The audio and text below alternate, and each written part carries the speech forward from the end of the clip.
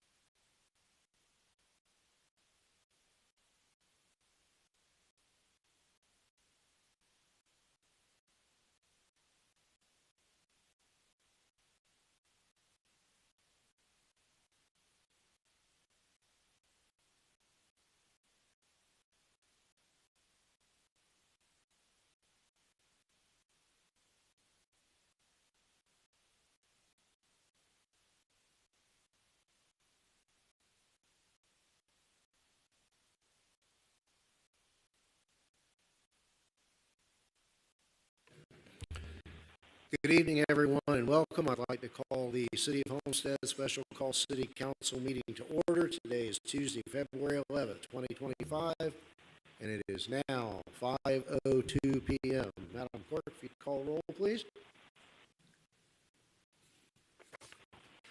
Councilman Davis. Here. Councilman Roth. Here. Councilman Caldwell. Here. Mayor Lawson. Here. Very good. We have a quorum. All right. Mr. Manager, do we have any additions, deletions, or deferrals? Mr. Mayor and Council, there is none. All right, so let's move into tab 1, Mr. Manager, car number 4497, the FTA grant, roadway and transit stop improvement project. So, Mayor and Council, it's my pleasure to ask and introduce my colleague, the Assistant City Manager, Kimara Brown, also the Public Works Director. I believe the consultant, Kimberly Horn, is here today. I'm going to invite Kimberly Horn Consultants to walk us through the presentation. This is a high-level presentation of the status of the FTA grants with an update on some of the decisive actions that have been taken of date, as well as recommendations on some of the elements of the project. Kimberly Horn. Thank you, Mr. Mayor, and thank you, Mr. Mayor and council members. So my name is Leon Del Monte. I'm with Kim Horn Associates. I'm the project manager and the engineer record for the project. Together with me here is also Mr. Chris Latte, our project engineer. Michelle Latte is our landscape architect. She'll also be by traffic, but she'll be here in a couple of minutes. So that's anything related to landscape as well. The reason that we're meeting with you today is we want to give you a status update of the FTA project. Basically what has happened since the workshop that we did back in June, and also get your input on some items that we need some recommendations from you. Your concurrence on that. So what you're looking at the screen right now are the three main items that we want your concurrence on their selection. One is the trolley stop shelter. We'll present you some options based on the input that you gave us in the past. So the options are narrowed down to basically two. We have some renderings to show you how they're going to look based on the input that we received from you at the time of the workshop. Second is the proposed typical section for Chrome Avenue, mainly the streetscape and hardscape improvements that will be made, again, based on the input that we received from you during the workshop. And third is what to do in front of the Lawson Park. That's where we currently have the flower, the decorative pavement. So we have something that we want to show regarding some ideas that we have, combined with some of the traffic calming needs that were identified also by you during the workshop. One of the first things that we want to do is give you a little bit of an overview of the project as a whole, especially because we typically refer to the FTA project and our thoughts go mainly to Chrome Avenue because it's the main portion of the project. But there are other things that are tied to the FTA grant. We had 20 trolley stop shelters that were approved for their installation. There's also the work on Chrome Avenue itself, the roadway, hardscape, and landscape improvements. And the third component is sidewalk improvements in several locations of the city, as well as some modifications on some of the streets that needed to upgrade existing pavement markings and existing asphalt. That's basically what encompasses the original FTA grant project. What you're looking at the screen right now is just a general overview of the entire limits of the project. Don't worry, we're going to have some other slides where you're going to be able to see each one of these in more detail. That was mainly to show you the overall extent of the original project scope. Where we have the trolley stops, those are in cyan or blue, those are the ones for the trolley stops. We also have others in orange from county. There's the sections for sidewalk connectivity, the streets where we're doing meeting and resurfacing, and of course the segment of Chrome where we have the streetscape and hardscape improvements. This is a slide that we wanted to take some time.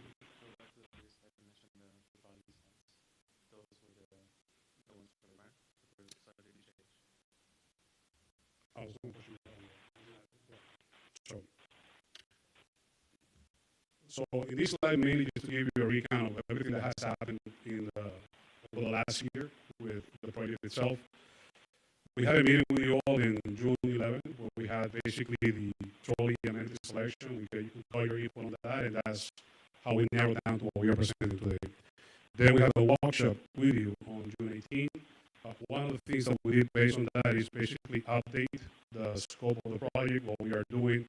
We make sure to go over the meeting minutes that we prepare and make sure that what you guys told us that you wanted to see in the project is what we are seeing right now. As a result of that is how we have the Chrome Avenue, the additional scope, those modifications that are happening along Chrome Avenue. Another item that was key for the city manager and the public works team was to make sure that the charrettes that were conducted last year, that the vision for Chrome Avenue that was getting presented with this project was in line with the charrette vision. So we had a meeting with the charrette team back in October, and that's when the charrette report was approved. So we're also taking input from what the city wanted to see as part of the charrette. We had another item that was an impact to the schedule, and that is the Chrome Avenue water main and sewer lines improvements. This is one that I want to take some time to explain why this project was identified to be tied to the FDA grant project. I think that it was after discussion with the city staff, it made sense to not impact the public twice. In addition, due to the scope of the project, this doing the water main and sanitary sewer work minimizes throwaway. So we're making sure that the funds of the city are being used properly by only working in the same area once. The last aspect of this is the trolley efficiency study. One of the questions that we received from you all during the workshop as well, why are we spending the time or the money in the trolley stop locations is sometimes those are subject to change. One of the things that the city staff decided to do was a trolley study. That way we will identify the best locations for the trolley stops, not only from a location perspective, but from an efficiency point of view for all the trolley routes that the city has.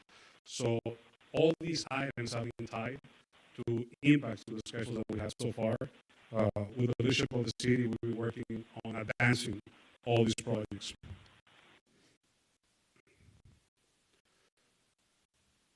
What we're looking at here, basically the amenities that will go at the trolley stops that you all selected during the meeting that we had in June last year. One thing to know was one of the things that was selected at the time was also the color that was going to be used for these amenities in order for them to be consistent and that the maintenance will be feasible as well. What you're looking at on the screen, this is just for reference. This is the style that Miami County uses on their roads for their trolley stops. This is one of those options that we presented. This again, just a refresher. When we presented this back to you, it was something that was not in line with the vision that you'll have with the trolley stops for the city. Again, just one of those things that we are not going to be installing as part of this project. Okay, so let's get to some more interesting aspects, right? So based on your input, these are the two shelter options that we have. There's the Brasco Slimline Hip and the Slimline Barrel. So we have the description here of the cost that we have presented to you all in the past. And our intention is to show you how these are going to look and that you can help us in concurring which option should be selected for the city. We have a third option. This one is cantilever style. This is to be used only in areas that we may be challenged with right-of-way availability, so that we don't have an ADA concern. So this type of shelter will only be used in those locations. So the best way to see this is to show you how they're going to look once they're built. So what you're looking at on the screen is just a picture of one of the locations along Chrome Avenue. This is just south of Northwest 2nd Avenue. This picture is taken looking north. And this is mainly how the shelter will look in this location. Now, let me give you a more zoomed-in area. That way you can see how the shelter will look. One thing that is extremely important to know is this is just for visualization purposes. This doesn't mean that the shelter will go in this actual location. That's what the trolley efficiency study is for. So this is the slimline hip style that we have. Again, we decided to do a comparison of the same location, the existing. This is the render view and the zoom-in view for the same style of shelter.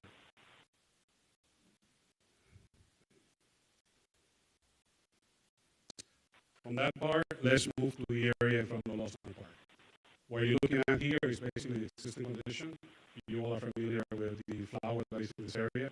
One of the things that will happen as we do the reconstruction of Chrome Avenue to the water main and sanitary sewer line is that this design is basically just going to go away. So what we're looking for is input from you on how we should look at the end. One of the options that we have is we could recreate the existing flower. There's something that could be done with pattern concrete, so that it's more resistant. It's something that will require less maintenance. Nowadays, we're all trying to avoid pavers because of the issue that pavers create, and the use of concrete pattern is something that can be, again, will maintain the same character, and it can be more resilient. The other option could be that instead of just using the flower pattern, is in case that you wanted to explore any other styles or just make regular asphalt. But what is that we would like to do in this area? So listening to your input regarding having a traffic calming approach, one of the things that we could do in this location is basically making this crossing from the east to the west a raised crosswalk.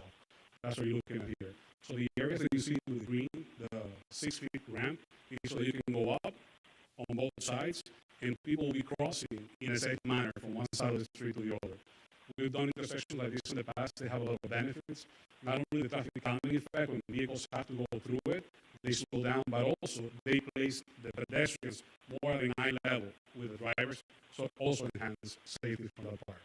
So this is just a plan view, and this is mainly how it will look in a 3D perspective.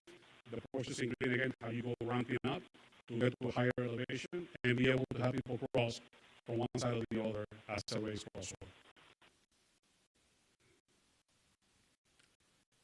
This next slide is where we're basically using some of the input from the charrettes.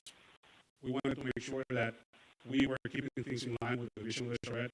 One thing that became very clear was the desire for wider sidewalks, especially in this main area, all the businesses that we have, and how can we get there with the constraints that we have already on Chrome Avenue.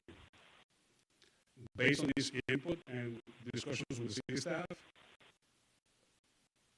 this is a typical section that we will achieve.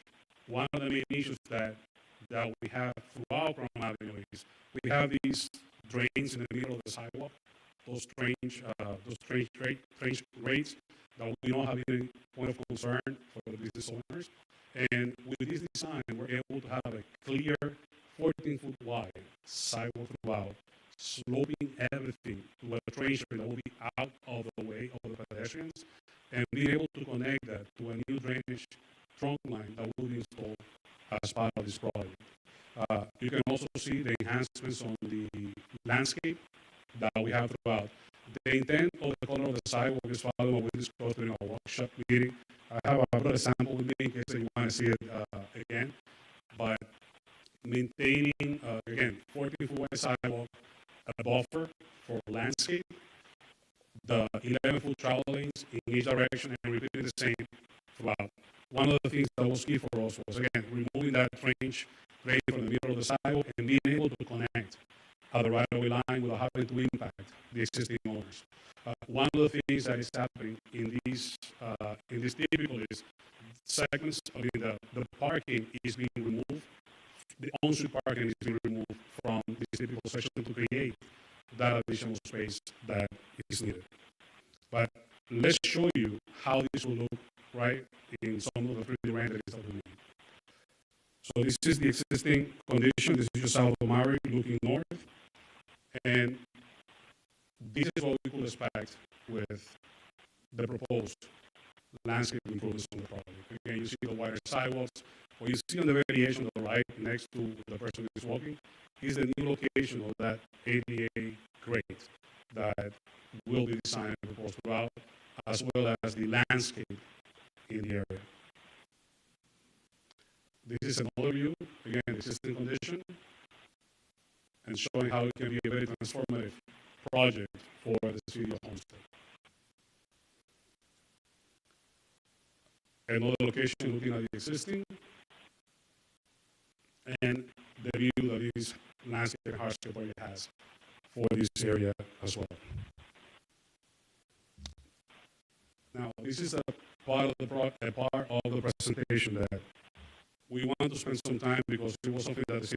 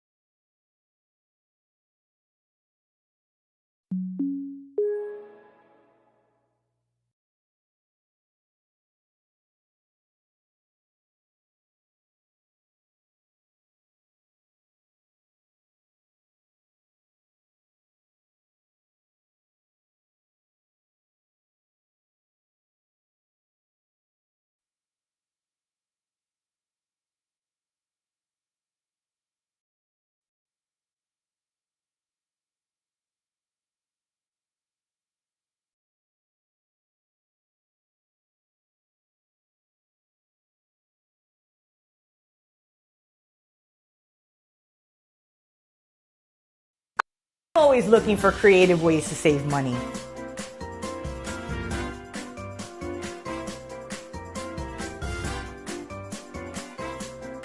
But one place I know I never have to worry about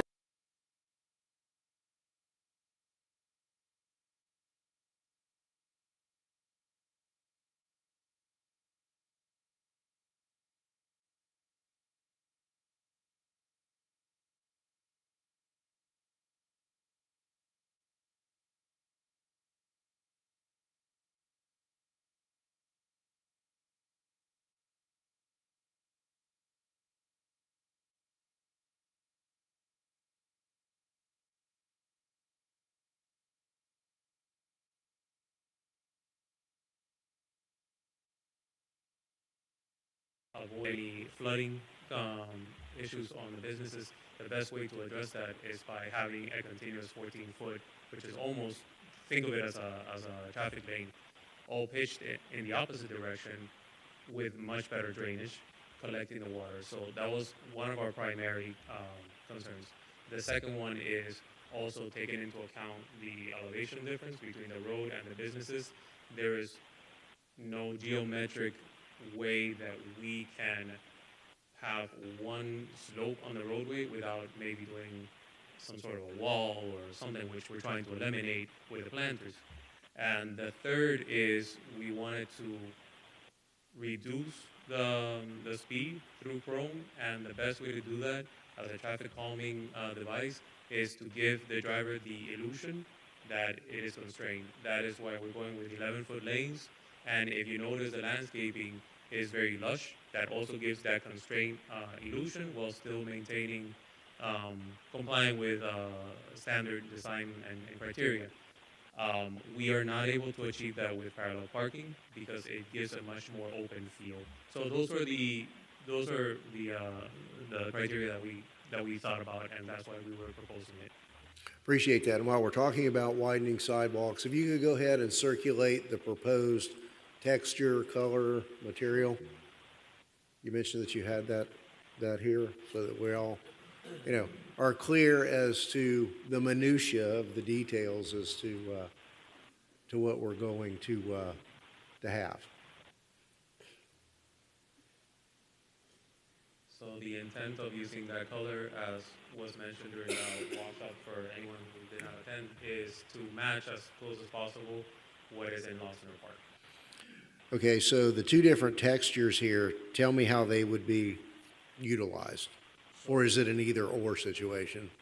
The proposed alternative is to use the clearest one, the sandstone, I believe it's called, throughout the sidewalk, and maybe use the dark one at returns at the intersection or something. That way it will facilitate any maintenance operations in the future. Whenever there's any business that needs to connect, we can easily just replace the flag and not have to worry about a pattern that is more suited for the park or something of that sort.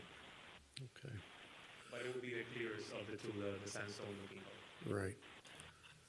All right, so, well, let me just go ahead. My personal preference for the trolley stop shelters would be the barrel tile, I think you call it the barrel tile. I think it's less obtrusive, and if there is one in close proximity to the cantilevered one for the limited right-of-way, I think they're more complementary of each other than the, I want to know what kind of trees are you going to be planting here? Sorry? The trees that you're going to be planting. So I'll let our landscape architect to help us with the description of the plant materials. Michelle, the floor is yours. So it makes all the difference. Hi everyone, good evening. I'm sorry, can you repeat that? The planting the tree, the Yes, species. so we had accommodated, first of all, maintaining the large canopy that is present on site. So we evaluated with the arborists the ones that were in the best condition to maintain, also with our engineers where we could maintain the grading, because we cannot raise above in the existing trees. And additional to that, complementing the facades, it varies. Depending on where we had the smaller areas, we had brighter veils. We also had pigeon plums. We had a range of native tree species such as gombolimbos too and green bottomwoods. Something that we discussed in our walk was adding flowering trees at key points to enhance the intersections. So that's something that we would look to incorporate as well. And as far as ground covers and shrubs, as well, very colorful, but keeping in mind the Florida native and waterways too. Okay, and I know we had this conversation on our walkabout that, I think we're all concerned, as was accomplished in Lawson Park, the installation of more mature trees so that once it's done, we've got instant shade, and it looks like it's been there a while, rather than twigs that'll take years to fill in. I would also like to add, when it comes to the determination of trees, the species that she mentioned, we wanted to make sure that those trees were not going to cause a maintenance concern, especially drainage. So they kept that in mind, and they accounted for it. And regarding the trees, yes, they will be mature, minimum 6 feet of cover, so they're not going to be that tiny. And the larger the trunk size, the better, all keeping into account the funding constraints, and we will be allocating money for it. So, well, okay, go ahead. Just to Okay, follow up to go the ahead. landscaping, The pictures look nice for the ground cover and the flowering things, but I remember when we redid Washington Avenue, and it kind of looked similar to this. It was pretty and lush, and the maintenance issues of keeping it up were a challenge. And if you drive down Washington Avenue today, it doesn't even look like we did anything there. So as far as staff goes, I mean, if we can maintain this, it'd be a miracle to keep it looking like this all the time. But I think if we're going to spend that kind of money to do all this, we need to make sure that in our landscaping contracts with whomever we have at the time, that they're responsible to maintain this to our standards. So just a thought to think about, because it looks beautiful the way it is there in these pictures. My problem is maintaining it in the future. Well, and let me join in that thought. One of my comments was going to be, is that the ground cover seems to be a little much, that, you know, if you could limit it to under each tree or group 2 trees at a time and have openings rather than, and this appears to have, you know, continuous landscaping. I think there needs to be some actual and visual openings. And again, it is, you know, a huge ongoing maintenance and replacement costs that we can accomplish the look without as much product. Just my thought. Thank you. And some of the maintenance things that we take into consideration, especially when walking the site, is that we're going to reduce or even remove completely the use of mulch. Mulch is being washed out and gets clogged on everything. So we plan on using some, like perennial peanut is one example. It grows very tight, so it doesn't need, it's a ground cover that doesn't require any mulch. That completely avoids the filling over and once again the mulch.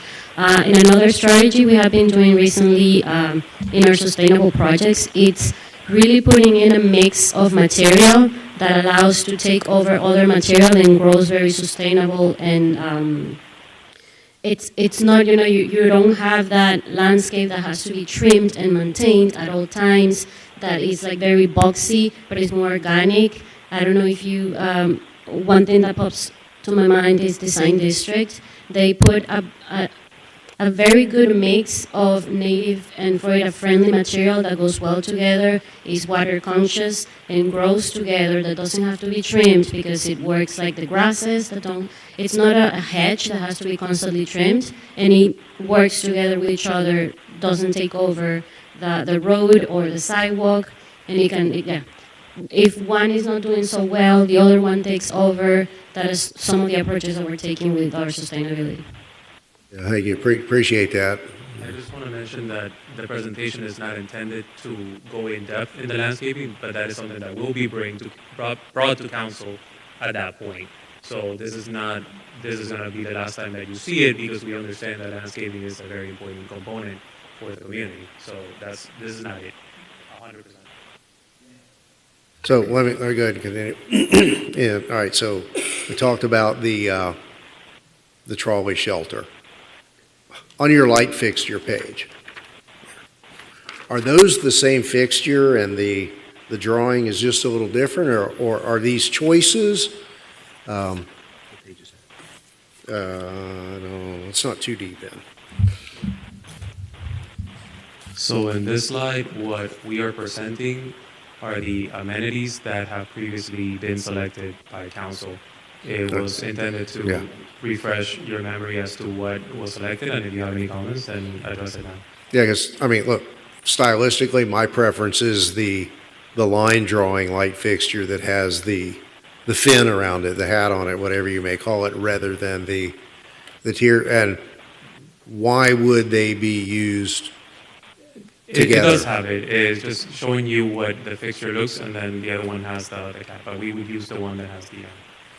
Yeah, because, you know, and maybe it's the tilt or the perspective of the one that's in color, the one that's black and white, but certainly, you know, if that's the same, fine, but if it's choose one, my preference is the one with the hat around it, yeah. And then I guess depending upon locational space, it could be either of these bike racks, whatever. Is that what you're demonstrating? That is correct. There are some areas where we're able to accommodate the more number of bike racks, and there's some that we use out here to accommodate. Okay. And one thing, I know we've talked about it, and so I don't want this to get lost in the mix, that I think we want our light fixtures to come with banner brackets, flag brackets, and certainly electrical outlets to plug in holiday decor. That's not something that we want to lose sight of. I know there's, a picture of the light pole with the banner here, but we want to be sure that those items are included with the installation. Councilwoman? Thank you, Mayor. One of the items that I wanted to go Quick question on the flower baskets. and the flower baskets. Thank you for remembering. The flower baskets in the bowls on the intersections. Okay. And then that's going to require some irrigation going into every one of them as well. Okay.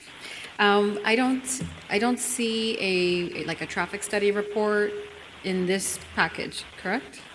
Is it in here? Okay. No. Can you tell us what the traffic pattern is with regards to bicyclists?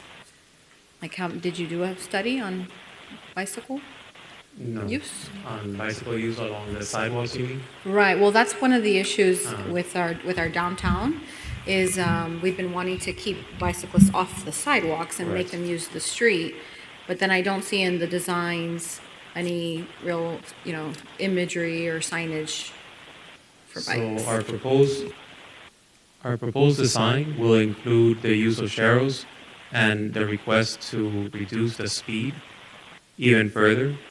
This is something, so as you see the sharrows on the road, this is something that is currently not used by bicyclists at the moment because the speed is one, and people don't like to use the road when the speed is high. And second, because since it looks so open, it gives the illusion that you're not protected.